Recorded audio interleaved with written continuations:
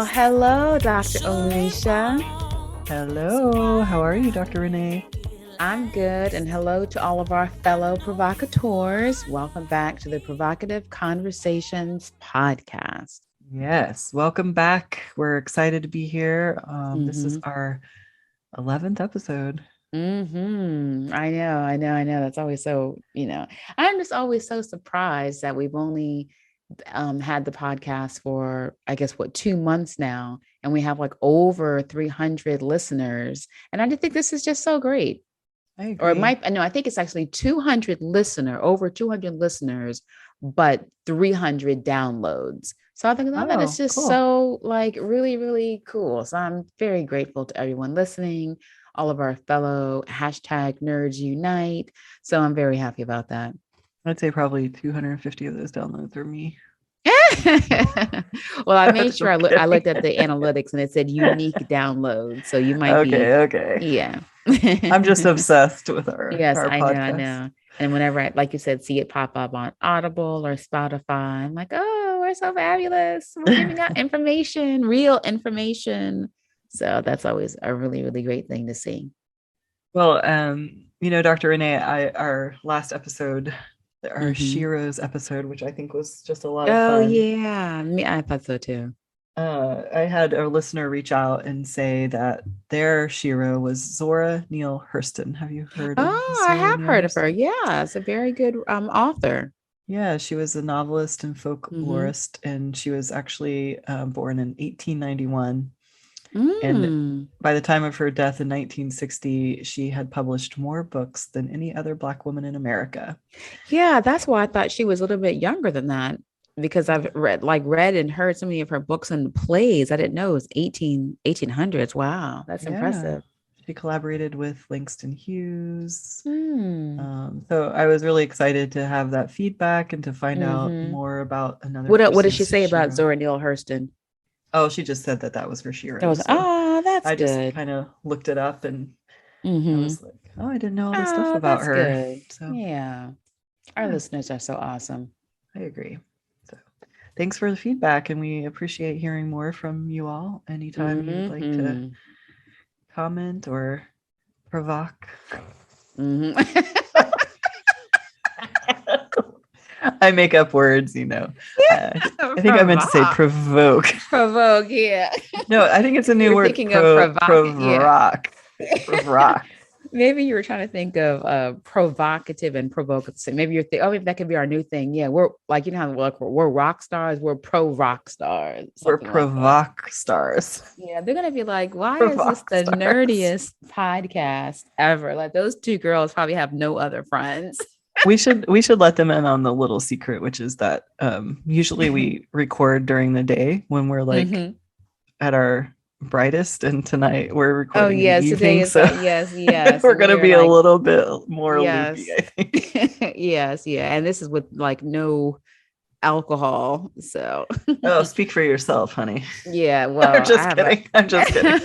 oh my uh-oh. Well, I have a very low tolerance. So if it was a half a wine cooler, I might be naked on this table. Oh So my yeah, I goodness, have have we a reached the penis part already? oh yeah. We probably don't need to do any more late night Oh my god. any more late night recordings, but no penis conversation. All I This have is just is me my naked on the table. I just have a nice cup of hot tea, which I like. Okay. My Hmm. English DNA craves cream and sugar hot Oh tea my goodness, before so I do go to I. bed. What's that? I always have a tea latte in the morning. Hmm. And I usually have my Earl Grey, so a London fog, because I love the lavender essence and of course the Hmm. vanilla. So I usually have a London fog or a chai tea latte every morning. Nice. We are so alike. Yes. Well, I'm having my tea at night. I mean, it's a little Hmm. different than morning, but Well, yeah, that's true. well, I'm pretty excited about this topic because there's so much here. Hmm. And as we promised, we're doing the psychology of conspiracy theories. Hmm. Yes, yes. So, what we're gonna do is I'm just gonna talk about like some of the most I wouldn't say interesting, but some of the most common conspiracy theories that we know of. Okay. And then we're going to just talk, you're going to go into some of like why we do this. Like, why does the human brain gravitate toward conspiracy theory? So, yeah, one of the ones that I was thinking of when we were coming up with this podcast was the man on the moon being fake. So, like the astronaut? yeah. So there's Okay. this is one conspiracy theory, is that Okay. Neil Armstrong didn't actually land on the moon in 1969. And there's even a Okay. REM song about it. If you Oh, really? believe they put a man on the moon, man on the Oh, moon. we need to not tape this anymore at night. But you don't like my singing? I like your singing, but they're like, why are they singing? Well, because I don't Yeah. have Oh, the okay. song. Yeah, I'm not allowed I to did like hear that play the song. song. Oh yeah, Yeah. we're not trying to pay for any copyright, but yeah, Yeah. that is true. So they can't be mad at me singing Yeah, it that really said you singing. That's right. poorly. That's right. But I did hear that song. Oh, I didn't know that that's exactly what they were talking about. Okay. But the conspiracy theorists have argued that NASA staged this landing Mm. and it's a secret protected by the CIA. So Oh, wow. I'm not Okay. sure why the Mm-hmm. moon landing would be faked. I don't really know much Yeah. about that conspiracy theory, to be honest, but I'm sure there's a lot Okay. of reasons. Okay. Well, I guess we'll get into the reason why. Yes. Now, you've probably heard this one, Mm-hmm. because this is, I mean, there's still movies and books, and I mean, it's still the biggest mystery, I think, of modern history, which is, how did JFK get Oh, killed? yes, yes, that is a big one. Yes. And so there's a number of conspiracy theories around this death, of his death, but the most popular is that the government was actually Mm-hmm. behind that Mm-hmm. assassination. Mm-hmm. And, most people don't believe that Lee Harvey Oswald did this by himself. Right, that's Um, true. and, like if you've watched any of the movies, they just, there was one I watched that was really, really well done, but I can't remember what it was called. But, they go through all of the different reasons, like all of the weird things about that death and how it Mm. came to be. So it's pretty fascinating. Mm-hmm. That's one Okay. that I can kind of get into. Yeah, me too. I could see that. So here's one that's more recent. That Yeah, it just this so COVID-19 was just made up by the media. Oh, It's a wow. Okay. hoax engineered by Okay. the media, just basically to control the population. Um, and given that I've had several people in my life, Yeah, pass away from it. Like that's not a joke or yeah, a so theory. Yeah. I'd have to definitely not get into that theory at all. Mm-hmm. Mm-hmm. And there's just a bunch of other ones. I'm thinking of the Pizzagate conspiracy. Oh, yes, Remember yes, that yes. one? Okay. Mm-hmm. I mean, Mm-hmm. I honestly don't even know all of the details behind that, but that Mm-hmm. Mm-hmm. when it I what do hint a little bit about that. okay, so you're gonna get into Mm-hmm. that a little bit. Mm-hmm. Mm-hmm. But I mean, to me, that one was like really ridiculous, right? Right, right. Um, so they were, and it had to do with like when Clinton was running for the Mm-hmm. Hillary. presidency. Yeah, Mm-hmm. Hillary Clinton. Um, Mm-hmm. and that it had to do with child trafficking rings Mm-hmm. and Mm-hmm. all sorts of stuff. So that one was a really convoluted one, wasn't it? Mm-hmm. Yeah. Of course, human trafficking and child sex trafficking is something I'm definitely um, you know, passionate about. So Yes. I do include a small snippet of that. Yep. So there's a million of them out there. Mm-hmm. Mm-hmm. We can even go back to sort of history, where Mm-hmm. people believed that the world is flat. And Oh actually, that's when yeah. that's coming back into popularity. Yeah, I saw that. Yeah, I'm like, what? Didn't you see the pictures? But I guess if there's no really any man on the moon, I guess they would then devalue any pictures that we had from the moon.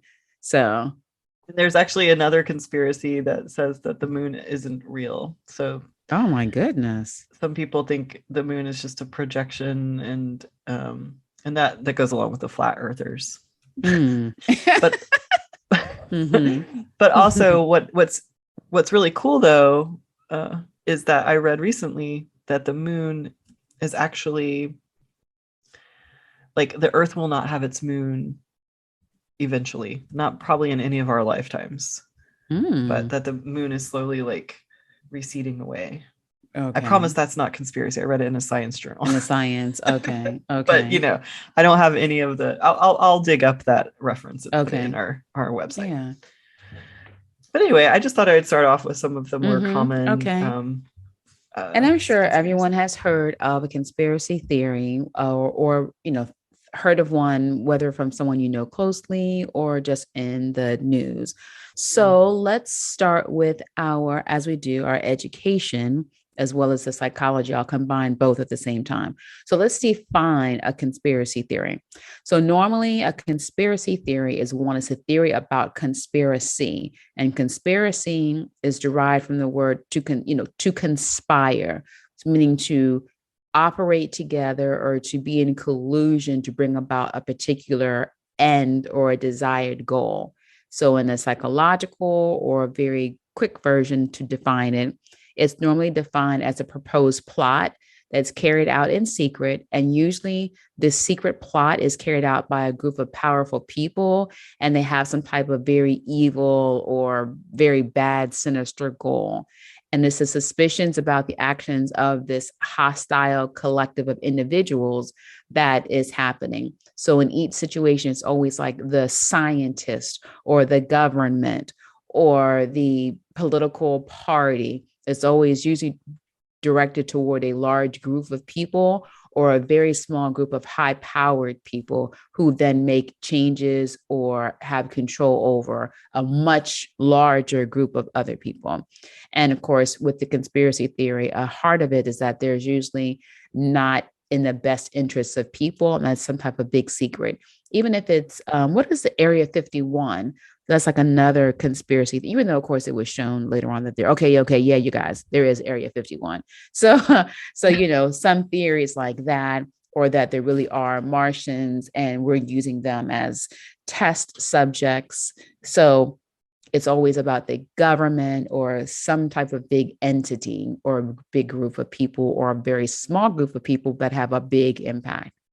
So some people think that conspiracy theories are just a new thing, but in actuality, it's happened for as long as people can document history.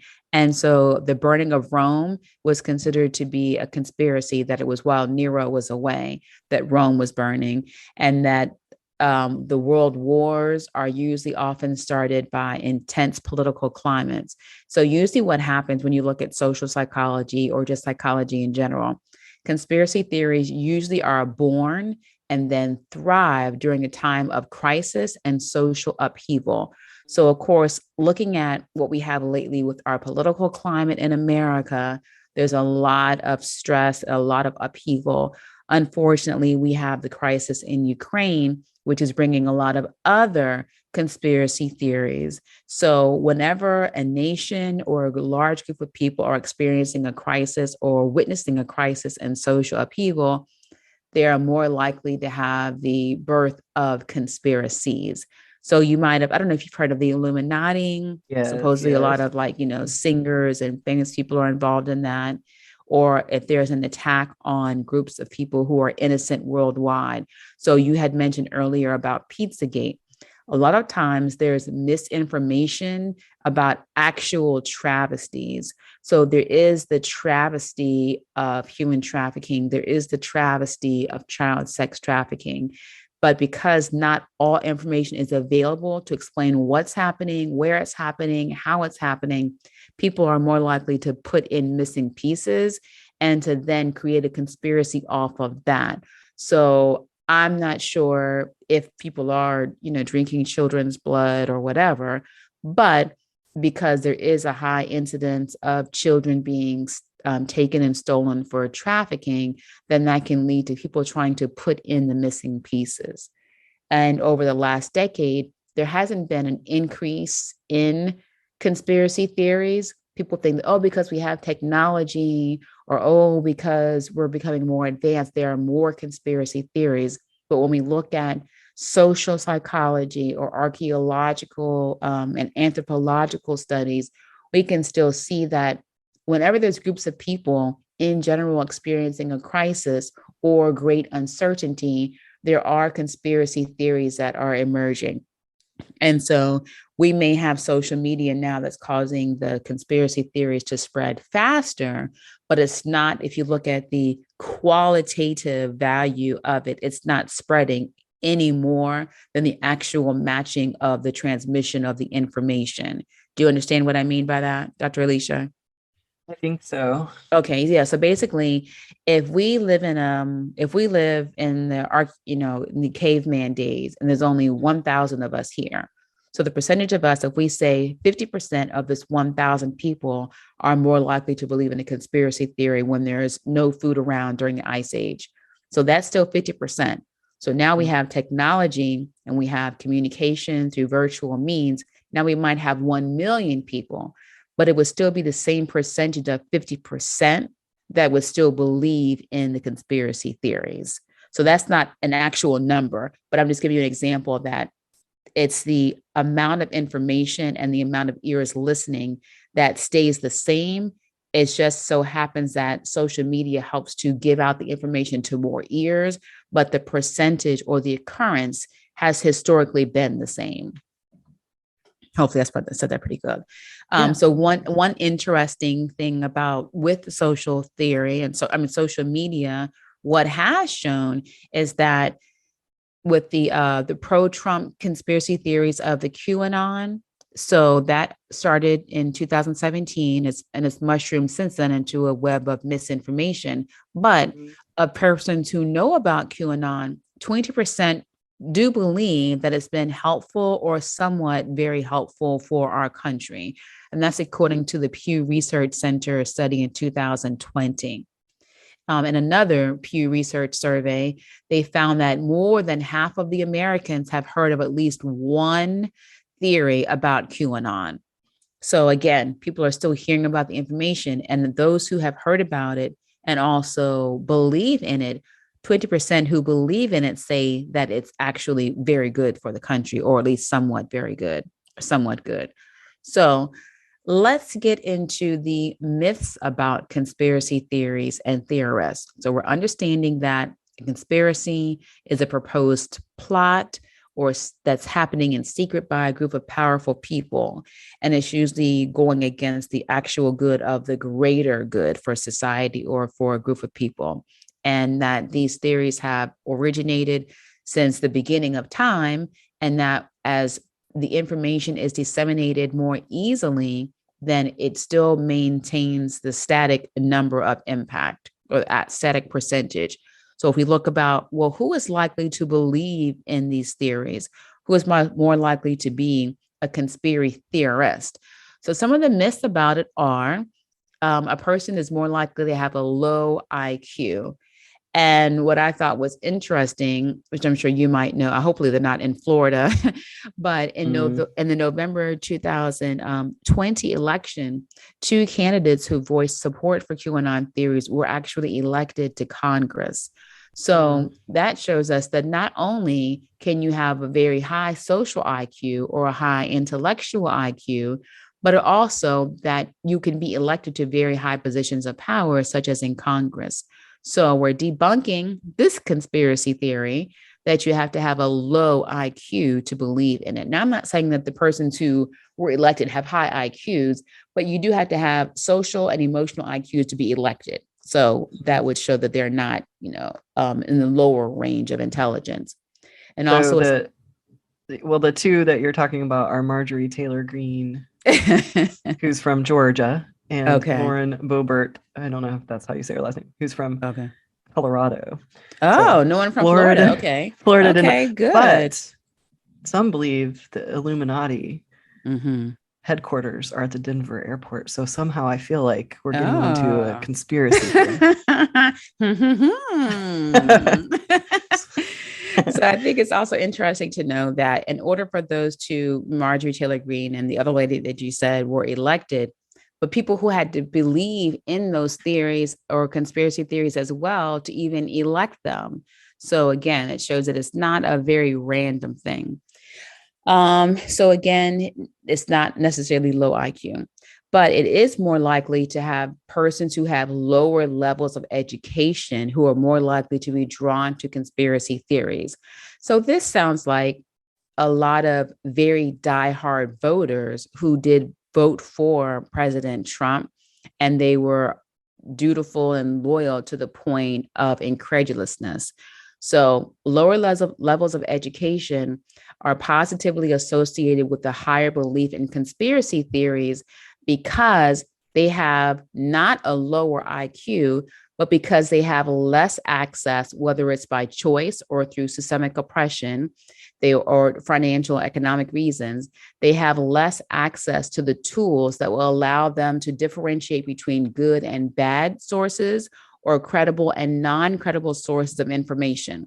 So this lets us know that, okay, it's not that they're likely to believe conspiracy theories because they have lower levels of intelligence, but because they don't have the brain practice of researching information to differentiate what's good information, what's not good information, what's credible and what's not credible. So they are still looking for information, but they're not able to find the most qualified or most credible resources of information.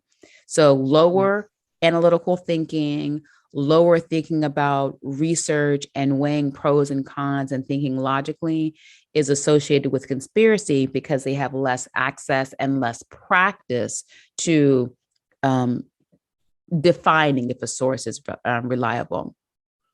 So, another myth is that if you believe in conspiracy theories, that you are psychologically weak or you're socially weird. And that's not true because many people have deep seated valid reasons to distrust authority. So, we had the coronavirus and the vaccine. So, on one hand, there's social and systemic oppression for why African American people may not want to take the vaccine. And that may be linked to the Tuskegee experiments where they did inject Black people with, drugs and chemicals to make, to just test out medicine. So that might be one reason why they might be more likely to say, okay, well, I'm not going to really take this because of I know what's happened in science with Black people in general. So I'm not going to do that. And the same thing like with Henrietta Lacks, how you go into the hospital and you die, and then they're using your cells for years all across the country, using your body and replicating it to then test out cancer and all these other things without your permission or without your family's permission or release to use your body for social science. So the myth is debunked that you're not psychologically weak and you're not socially weird if you do believe in a conspiracy theory, because there may be a valid reason or historical proof of why you are believing a particular theory or why you have a likelihood of distrusting a particular authority or a particular group of people. Just wanted to Another. plug Mhm. the I actually have the book The Immortal Life of Henrietta Lacks. So Oh, if yeah. anybody wants to hear more about that, that's a really good read It about that really whole. is. And they even Yeah. have Oprah Winfrey did a movie about it. Mm. So there's always a bunch of free movie weeks. So if you can see Henrietta, the real story, something about it was Oprah Winfrey's Henrietta Lacks. So you can also watch it or listen Cool. on Audible in addition to listening to Provocative Conversations podcast. Yeah. That was me trying to be funny, but okay. Well, I was trying to, add it together with our little promo of us being on Audible. I like um, it.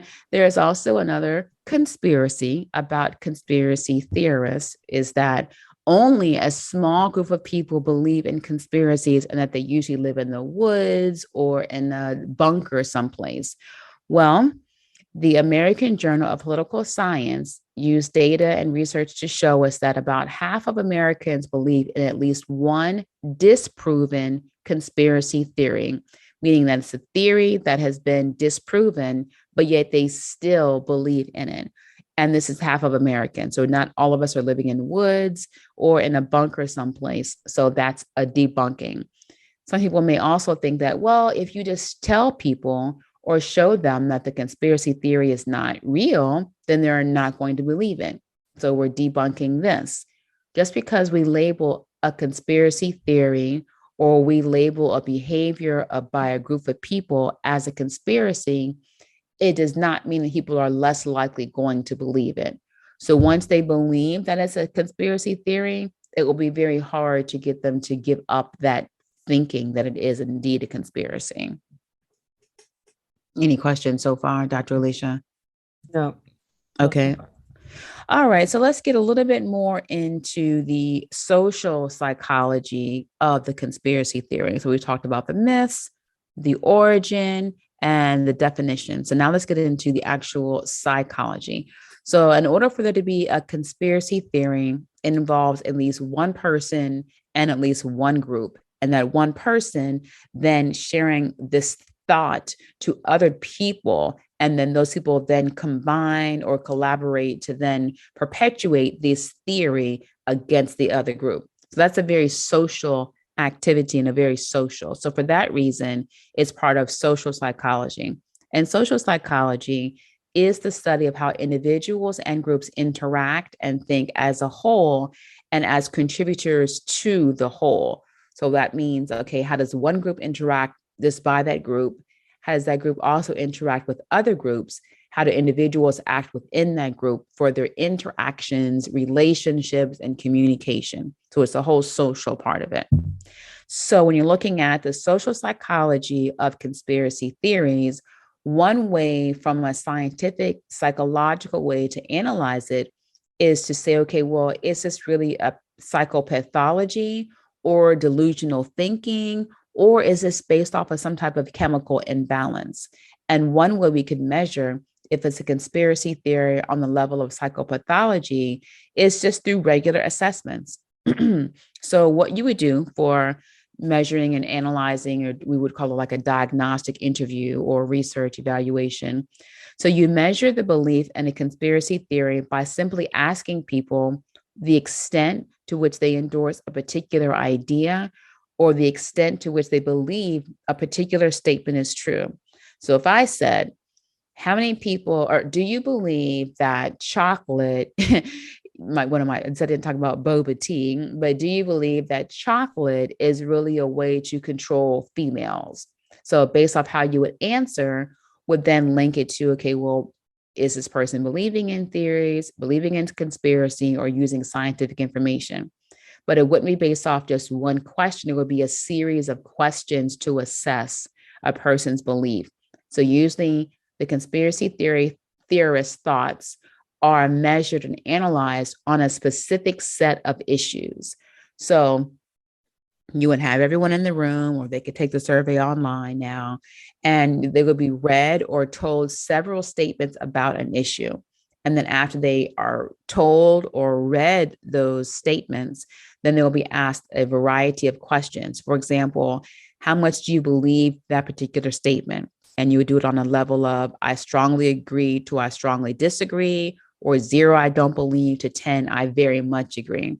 And you would do the same rating scale for how much do you agree with that statement, and then how true is this statement. And so based off of how many scores you get can help us recognize, okay, well, is this a general conspiracy theory, which is a 1 or 2 time thinking for this person, or is it to the level of psychopathology or delusional thinking and response behaviors?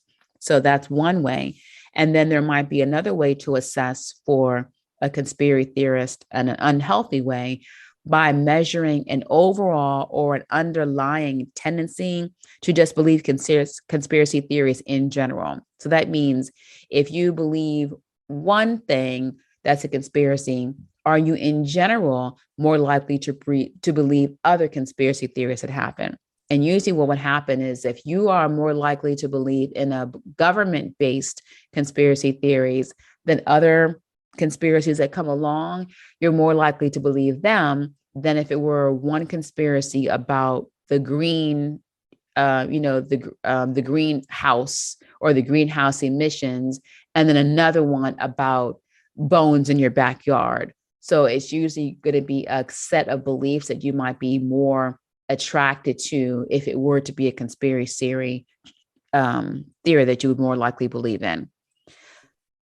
So we also then might just ask more general questions or ask people to rate the extent to which they believe in general statements. So instead of asking, do you believe in Martians on the moon? Do you believe that the man walking on the moon was fake? They might ask more general information, such as, does the government hide secrets from the general public? Or is science usually used to control populations? Or if you have an ultrasound, is that someone trying to put medical recording devices inside of you? So it's more of a general way as well. So those are the three main ways people can, through social psychology, assess, is it just a general belief in conspiracies, or is it an actual psychopathology that's leading to a much bigger issue that's going on psychologically? Any questions so far? Oh, this is really fascinating. Okay. Okay. Good. Good. Good. Yeah. It Okay. makes a So lot of let. sense now that you're going Mhm, through it, you know. Okay. Good. So let's look at in the psychology of it, and we're thinking. So now we're going to rule out anyone who has an actual psychopathology, and that Hmm. usually would be someone who has schizophrenia, schizotypical disorder, or schizotypal disorder. It's a more of a personality disorder or a brain and mind cognitive distortion. So we're not going to focus on psychologically pathological person. We're focusing on non-psychopathic persons. Okay. So these psychological factors are the factors that would motivate some normally psychologically healthy people to believe in conspiracy theories versus people who are not likely to. So, one, people who are drawn to conspiracy theories are usually drawn to them because it helps them to satisfy, or so their attempt to satisfy psychological motives that help them to identify who they are as individuals and who they are as individuals in a social group. And there's usually three important psychological motives for that. So the first one is epistemic motives.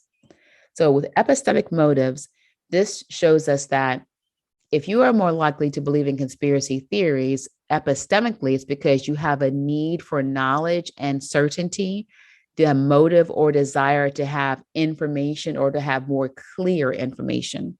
So, say, for example, a big event happens like coronavirus, or it might be a landfill suddenly becomes with septic acid, something weird but very big happens. So, whenever that happens, excuse me, from an epistemic motivational standpoint, persons are more likely to want to just understand, okay, well, why did this happen? How did it happen? And so they're drawn to the conspiracy theories because they don't feel certain in why something happened. And so, because of their uncertainty, either in this general situation or a very specific situation, they're trying to fill in the pieces. So, if you know anything about Gestalt theories or how your brain biologically fills in missing information, then this is showing that from a social standpoint, there is a motivation epistemically to just fill in the pieces when something very big happens that could be threatening. But because you don't know, you will then create or follow a conspiracy theory just to help you fill in the reasons of why this happened, to reduce your own psychological anxiety from not being certain about why this event happened. So it's a way to just trying to understand. So No, this, go ahead. there's a really good book I read. Um, well, I didn't read the whole thing to be perfectly honest, but I read a good chunk of it. And the whole thing was about how it's more of like one of these professional leadership books. Mm-hmm. Uh, but basically, it was saying that everybody creates stories. Oh, okay. And kind of like exactly what you're talking about, how Hmm. our brains are wired to fill in the missing blanks. Right, And right. so when you start to have conflicts with people, you have to think about what story have they possibly created about you, or Hmm. what story are you creating about them? Because what our Hmm. brains are doing are automatically, like you said, filling in those, I think I just said that, filling in those blanks. But Hmm. that isn't accurate, right? Like that doesn't That's right. actually. It's usually not accurate, but that's part of what we do just naturally when it comes to just human survival and human interactions. So we have core beliefs. So core beliefs are just what you think in general. So if I believe the world is good and people are good, that's my belief. So when anything happens to me, I will have an automatic thought, which would be like, okay, well, I saw a lady running. So if I believe as a core belief that all people are good, if she's running, I'm thinking that she is probably in danger. But if my core belief is all people are bad and I saw a woman running, my thought might be she's running away from something bad that she did. And so, whenever we have these core beliefs that then give birth to our automatic thoughts, it's how we react like automatically to what's happening.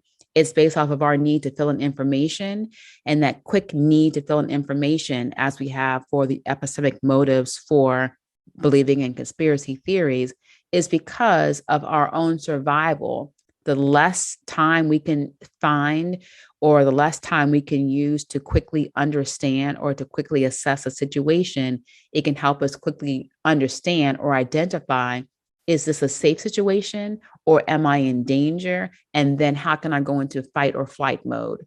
So the conspiracy theories is just a higher level of that, since we don't have any real dinosaurs or any, murderers chasing after us, then we can kind of move into a higher level of thinking for Maslow's hierarchy of needs. Okay, now we're focusing on our biggest worry is the moon real or not? So it's just a way to just fill in missing pieces, but it all comes to a need to make sure that everything is certain and okay, and that we have all the information possible. So just to So, plug that book, it's called, I just quickly looked at my Kindle. It's called Unlocking Leadership Mind Traps: How to Thrive in Complexity. oh, okay. Make sure And we then, put the link in the. yeah, and the chapter that I was reading that reminded me of what you were talking about is Trapped by Simple Stories. Your desire for a simple story blinds you to a real one. Oh, wow. Okay. Yeah, I definitely want to read Yeah. that book. Yeah, it's Okay. really good. I recommend it. Okay. Okay, I'll look. sorry. I didn't mean to Okay. derail there, but Oh, no, no, no. That's fine. That was good information. So the second of the three important psychological motives for believing in or starting a conspiracy theory is the existential motive. And existentially meaning that we have people have a need to be or to feel safe and secure in the world that they live in. And so, out of a need to, again, safety needs, psychological or physical safety needs and security, then the existential motive is we are believing in or promoting this conspiracy theory because we have a safety and survival needs. And so that's based off of the need to feel that you have some type of power or autonomy over how things are happening in the world or happening directly to you. And this goes into a deeper need psychologically for protection. So, by believing that there is a conspiracy that this bad thing is happening or that the medication is not safe to take, it helps you to have a conspiracy so that you can then avoid the depression or avoid anxiety because you don't have a way to make this thing that's happening make sense to you. And so you can avoid the depression and you avoid the anxiety because it also helps to avoid perceptions of powerlessness. So I'm not sure if you're familiar, Dr. Alicia, with the helplessness theory when you had the dog in the cage and he just learns to just sit there after getting electrical shocks. So that's part of um, of behavioral conditioning. So oh, is that the Pavlov thing, or is that a one different of one? them. Mhm. So in behavioral conditioning is you could have learned helplessness. And so you have learned helplessness because you are powerless to create change in your environment or you're powerless to stop bad things from happening. So in the learned helplessness, these trademark research that was done hundreds of, well, over 100 years ago, what they had was dogs who were in cages, they would get electrical shocks whenever they tried to move to a different level or a different area of the cage. And at the point where no matter where they stepped, they would get shocked, that they ended up just sitting there because they knew that they could not go anywhere or do anything. And the dogs would become very depressed or very anxious. And so the same thing happens when we look at humans. If we have a high level of powerlessness and hopelessness, it creates depression, meaning we're not doing anything, or anxiety, meaning, okay, well, I'm afraid to do anything now. And so in order for us to not have powerlessness, to not have depression or anxiety, if that's a person's subconscious motivation for believing in a conspiracy theory, then that goes for their existential belief or the existential motive of needing to just feel safe and secure in the world. So you can have one epistemic motive, meaning you want to just have more knowledge and more certainty, or you can have number two, existential motive, where you're creating or believing in the conspiracy because you have a need to feel or to be safe. It's okay. And now let's get to the third one. This is social motives. So the social motives is the desire to feel good about yourself as an individual and to also feel good about yourself by the recognition of you being in a particular social group. So what that means is that I'm believing in a social or a conspiracy theory because I have more information and I have access to higher information. And so therefore, because I have access to this information that not everyone else has, then it helps me to boost up my higher self-esteem. And if me and the rest of my group all believe in this, then that means our group has a higher level of self-esteem. So social motives is wanting to have high self-esteem and to be seen as special or unique by believing whatever this is that you believe, or by having access to the information that is creating the foundation for this conspiracy theory. So that looks like a shorter version of it. If you believe that you have access to information that other people do not have, which would be the conspiracy theory, that allows you to feel special or unique. And if you have very high levels of this need to be special or unique, that would lead us into narcissism or narcissistic personality disorder.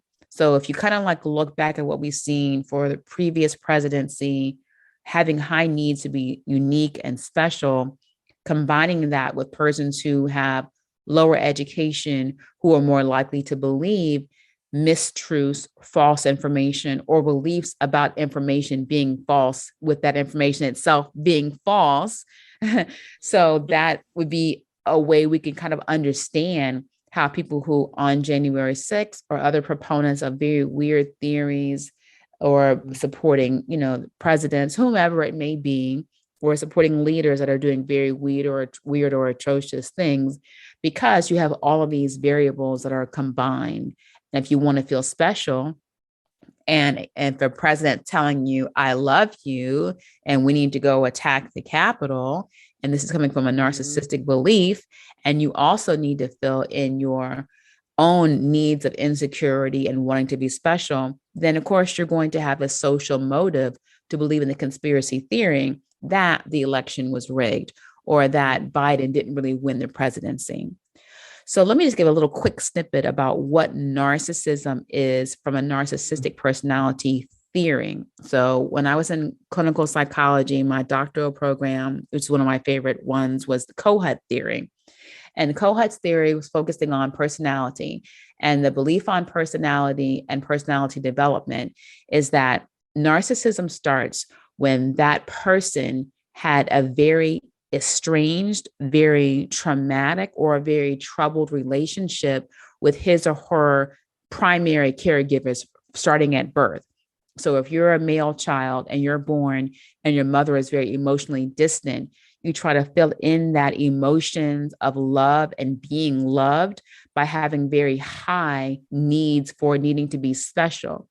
And so you seek out subsequent relationships, subsequent careers where you can either be very highly unique and highly special, or you can present a social persona or resume or just your own attitude walking around in the street as if you are this very high elite special person because you never resolved your childhood issue of not having love or the safety needs met from your primary caregiver. And usually from a male not having a relationship with his mother or that mother being rejecting, and then it goes into the whole breastfeeding and all that. But just in general, a person who has a narcissistic personality is someone we can go back and look through. It's called a psychological autopsy. We can go back and look and see that they usually had very estranged, very dysfunctional, or very rejecting relationships with their mother beginning at birth. And so they become very narcissistic to create their own way of feeling special, even if it's not true, even if they're going around saying I'm the most wealthiest person or the highest IQ person in the world, because that makes them feel special. So that was just a little takeaway from that. Yeah. So narcissism fascinates me. yes. And if you're dating someone with narcissistic behaviors, then you might recognize get away fast. Yes, get away fast. Yeah, because they're more likely going to just value you for how much you can make them look good or how much you can serve their own needs to be special. So I guess enough of segues or side conversation. So in general, again, for the social motives, you might also have not only an inflated sense of importance for yourself, but also an overinflated sense of importance of your group. So that means, okay, not only am I special, but my whole group is special. And so that goes into cognitive dissonance. If I think that I'm special and I think that I'm unique, then therefore anything you do to try to attack me or my group, I'm going to be that much more resilient and resistant to not accepting any type of outside influence, any type of attacks against my group, and any non-believers of my group or what they believe in. So all it does really, if you reject a person who is believing a conspiracy theory for social motivation, then that social motive will only make them increase their strength either together as a group or their strength in believing that conspiracy theory because it's linked to their own identity of being special and unique. So one example I was thinking of, if you kind of like go against the group, like if teenagers are dating and they're like, oh, I'm just so in love. And the mom and dad are like, okay, no, this guy is a thug and you're gonna be pregnant and he's gonna leave you out on the street and you're gonna be a crackhead, something like that. So of course, all that does is just strengthen, no, our love is special. And you just don't understand. So all that does is just strengthen their resistance to any outside influences. And the same thing happens when you have conspiracy theorists. If their motivation is social motive, they're only going to increase in their strength and resistance and their bond together because anyone who excludes them or rejects them just gives them in an opposite sense that no, we need to make sure we stick to our beliefs and never give in. Yeah. Okay. All right. So now let me go into the demographics of, again, these are non-pathological persons who believe in conspiracies and how this is, allowed to continue. Let's look at the demographics. Demographics are the different variables, characteristics, or trait about a person or a group of people. We call those just demographics. So I mentioned earlier that one of the myths is that you have to be low IQ. So it's actually not low IQ, but it is having less education and less analytical ability. So another demographic is that the older you are, the less likely you are to believe in conspiracy theories. So there was no significant difference in gender. And as we said during our first, January 6th was our first launch of Provocative Conversations, that our goal is to give you scientific information that's based off of reliability, studies, and data. So when we say that there's no significant difference, what we mean is that there's a 90% reliability of that data or the research that was conducted. So what they're showing is that 90% of the time, there is no significant difference in gender on who believes in conspiracy theories versus who does not. Now, what we usually think of as the common image of a conspiracy theorist is a middle-aged white male. And so that's what most people think about, because those are usually the ones who actually are just so far off and they're just doing weird stuff. So, but that's not usually what happens. And so again, if you think about it, Dr. Alicia, if you can remember, what did the persons look like who were the major groupings in the January 6th insurrection? What did they look like? Oh, you mean like white folk? Mm-hmm. But they were mostly middle-aged white men. Yeah. Mm-hmm. There were a lot of younger people there, but most of the ones who were like really, really crazy about it were mostly middle-aged or becoming closer to middle-aged white men. And like that's 30 to 65. right, right. And so, after that, they're probably too tired to be fighting, but but that's just, and the reason why we're highlighting that they are mostly middle-aged white men is because the only reason why those who actually participated in the insurrection, not the protest, because anyone can protest, but the actual insurrectionist behavior was more likely from people who believed in the conspiracy theory that the election was rigged or stolen. And because there is the perception that there is mostly white men, that's not true. But it was interesting to see that there were mostly middle-aged white men, or beginning to be middle-aged white men, who were primary components of the insurrection. So as we continue, another demographic is people who believe in one conspiracy theory are more likely to believe in others, which is I mentioned earlier. So this is, again, cognitive dissonance. I need to start teaching, I guess, cognitive dissonance, since this is in almost every podcast we talk about. So even if those theories directly contradict each other, because of cognitive dissonance, they're not going to give up. If I believe that the moon is really fake, and if I believe that the government doesn't give out information, then I'm going to still believe both of those source of information, even if I found out that the moon really, really is real. Or if I believe that the moon is made out of cheese, and I figured, okay, well, that's why, there's the cheese prices are going up because the moon is getting further away. Dr. Alicia said it. So you're more likely to believe you one. Heard it here first. That's right. So if you believe one, you are more likely to believe another. But just because you believe one, does not believe that you will believe. It's just correlation, not causation. So another one is another demographic is having self-esteem issues, attitudes toward authority, usually being negative or distrustful. You might have a social dominance orientation. And what this means is that you have a preference for a hierarchical social system. So there's hierarchies of who's in charge and who's not in charge. And so you're more likely to believe in a conspiracy if you also have a preference for hierarchy in your social system.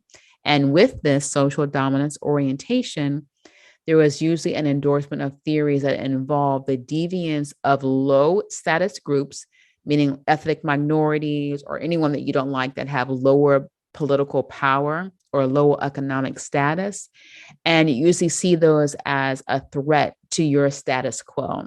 So this is where you might see politically, where if we talked about critical race theory before. Right. So if we believe that, okay, well, we talk about critical race theory, if we talk about history and slavery or these different things in our history, then the ethnic minorities who are at the lower totem pole socially and economically, this will take away our status quo. So that might be one reason why you are more likely to believe that critical race theory is an attack against the non-Black and brown persons in authority, if you also believe and have a higher tendency towards social dominance orientation, meaning I'm more likely to believe in social systems where there is a social dominance and also those who are socially oppressed or lower status.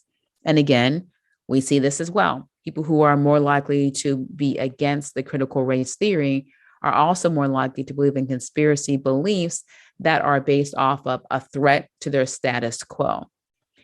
So similarly to that is having political cynicism. If you have politically cynical, meaning that you're not really trusting our political system, then you might also be a right-wing authoritarianism, and that is a positive predictor of you believing conspiracy theories. So, at either end of the spectrum, whether you are politically extreme to the left or politically extreme to the right, you are more likely to be politically cynical. And also, from that, you're more likely to believe in conspiracy theories. And so, on one hand, you could be with the social dominance orientation, or you can have the right wing authoritarianism. And what that means is that you believe in obedience to one authoritarian leader, but at the same time, you distrust government structures. So it's kind of like, well, we believe in one leader having all the power, but at the same time, we believe in the conspiracy theories because we are also distrusting governmental structures. And so if you look at how high a person can be in not only being a supporter of right wing authoritarianism, but the higher you are up with that, then the more likely you are to not only believe conspiracy theories, but you are more likely to believe conspiracy theories that involve deviant, high power groups that threaten the status quo. So, whereas right wing authoritarianism focuses on the higher power groups threatening the status quo, the opposite of that, but still similar, is if you believe in social dominance, where you're believing that the lower status or the lower power groups are threatening the status quo. On either instance, you are more likely to believe in the social conspiracy theory. And there was another one called anomia, and that basically says that you're more likely to believe in conspiracy theories if you believe in general that our society has become so complex that we are also becoming less and less intelligent, which I can kind of see that if everyone's doing everything for you as far as AI. And now one of my pet peeves is you don't put a period at the end of your sentence, or you're doing a lowercase I when you're writing because you're thinking your laptop or your phone will do it for you. So that could be something. And also, obviously, with the belief in personalities, um, then persons who are high in the personality type of openness to experience, they are also out of the big five, whether you're being extroverted, introverted, not narcissism, but neurotic or agreeable, then also having an open to experience or a high openness to experience personality disorder, then you are also more likely to believe in conspiracy theories. And that's because this personality type, they're open to different experiences in general. And so because of the openness to experiences in general that are new and unique or different, they're going to believe, okay, well, maybe that is a possible conspiracy theory, and they might be attracted to that as well. So that was just a quick overview of who is more likely to believe in it, and also the reasons why people believe in it, and also how they began not only as a society, but also in our histories, and kind of going against some of the myths about if you're crazy or not by being or believing in a conspiracy theory or theorist. Now, I did want to add that there are some social benefits to believing in conspiracy theories. And one, believing in a conspiracy theory, it's actually showing that you might be open to not believing everything that is told to you by authority or by any entity. And so, on some level, it's an adaptive way for humans or social groups to question the norm, to question authority, and to try to look out for information themselves.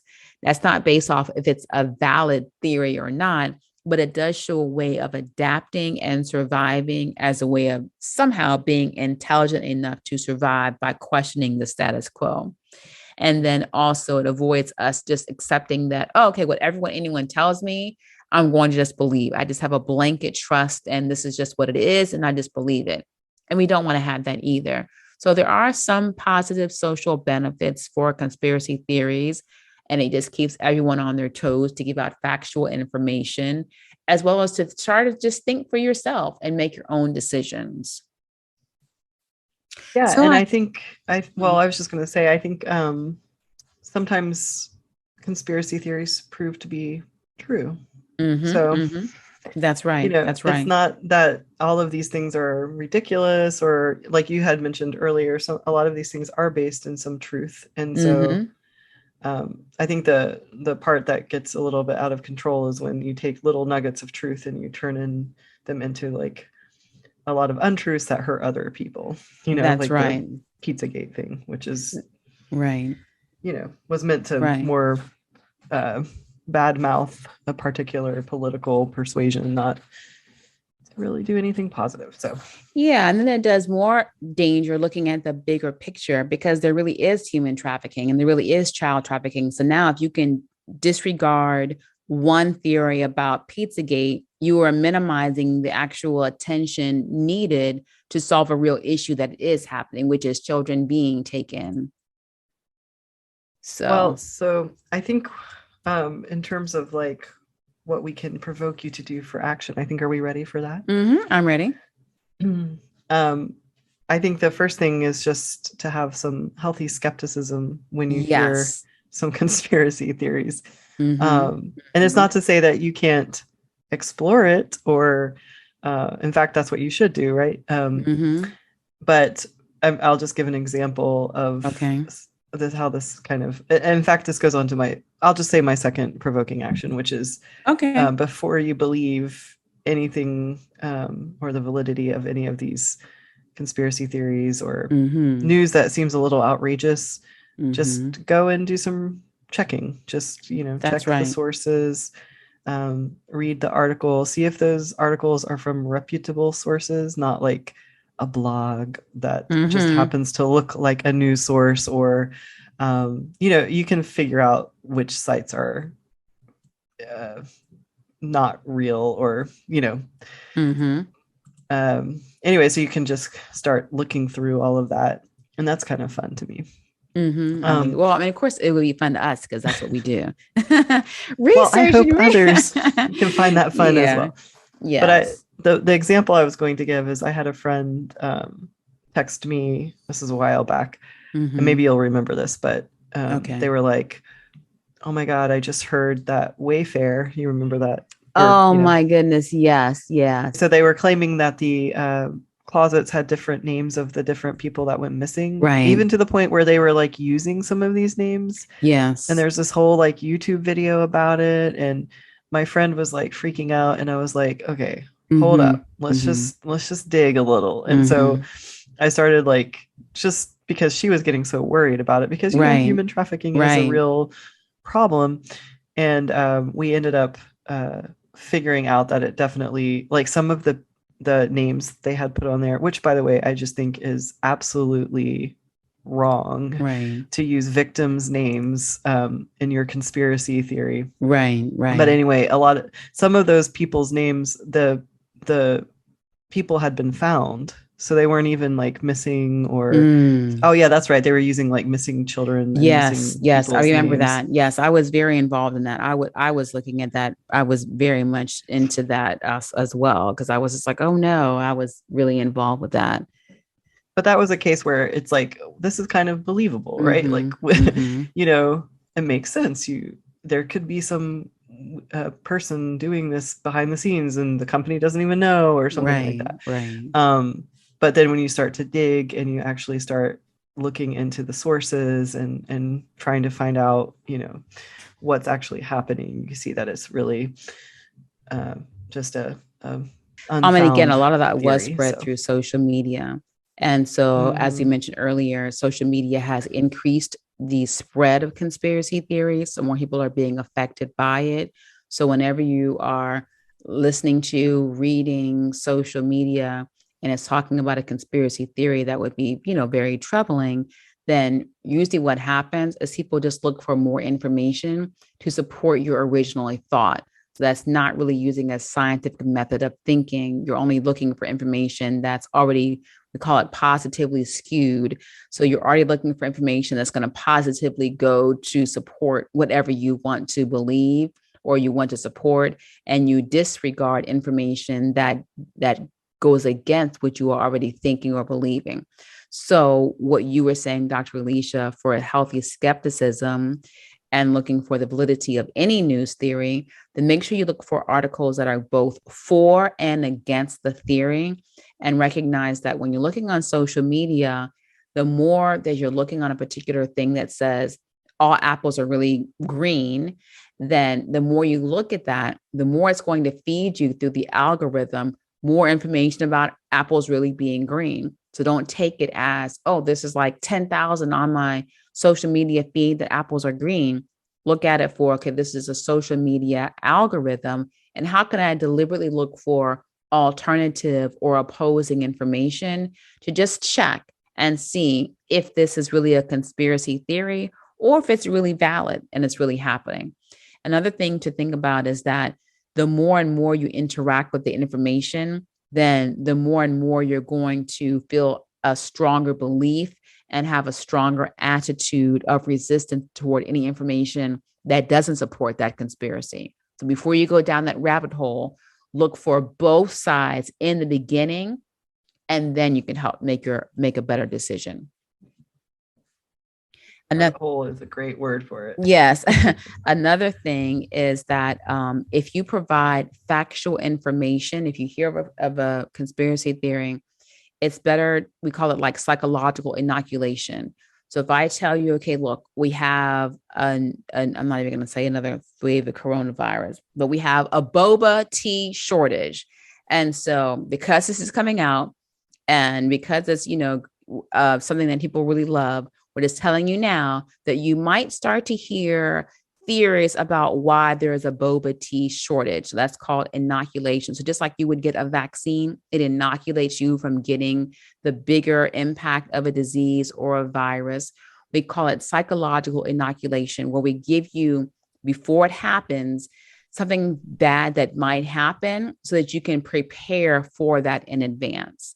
And so by saying, okay, this is what happened, and this is something that you might hear in the future, then that way you can help prevent people from actually developing those thoughts that can then go into a conspiracy theory or a widespread conspiracy theory. Another thing about it is sometimes the conspiracy theory may indeed be as conspiracy theory, but it also may be an indicator of someone having a psychological breakdown. So if you have someone who you're experiencing, or it may be yourself, or it may be a loved one, and they become extremely paranoid, or they engage in extreme reaction behaviors, like I'm believing that the moon is ending, or I'm believing that the world is ending, and so I'm going to be in a bunker, and we all have to sit in jello, like just very weird, bizarre behaviors, then that might be more of a psychotic break, or it might be a drug-induced psychosis. So if you see anything that's very, very weird, then please look for outside help for that person, because it may just be more than a conspiracy. It might be more of a psychological issue. And whenever a person is going to have a psychological break, it usually will happen before the age of 35. But in between that, it's just more of a bizarre behavior, which may be a medication induced or a substance abuse drug induced psychosis. So that might be in the middle stages. And then over that, once you get over the age of 65, if you still see someone exhibiting weird, bizarre behavior or having very extreme beliefs or extreme paranoia, then that could be a sign of dementia. So then also look out for persons who might be needing help in that sense as well. So those are it from our little, unique and fun way of having a fun conversation about conspiracy theory. I thought it was really fun to do. Yeah, the Wayfair thing was called Wayfair Gate because it was similar to Pizzagate. Okay. And it was also, I guess, like Pizzagate, it was also pushed by the QAnon people as well. Right. Oh, okay. Okay. See, it is all connected, Dr. Renee. It's all connected. Yes. Well, this was really fun. So I enjoyed this episode, and I can't wait for us to jump into our next one next week. Yes. Well, next week is a little bit more serious. So yes. We're going to talk about something that I've had to deal with in my own life, which is dark money and people in power. How Citizens United has beeped up democracy. Well, at least you didn't say it this time. You didn't cuss this time. Well, I figure we are G-rated on the Oh, well, yeah, that's site. true. So That's true. I want to keep. I'll keep our status. the Yeah. F word out. Okay. All right. Well, it's been great as always. Hopefully, our fellow provocateurs are still listening after all of our silliness in the beginning. But I thought this was a great, fun episode, and I'm looking forward to next week. We'll probably record in the afternoon for next week. Oh, indeed. We are your provocateurs. I'm Dr. Renee. And I'm Dr. Alicia. Be informed, be entertained, be provoked.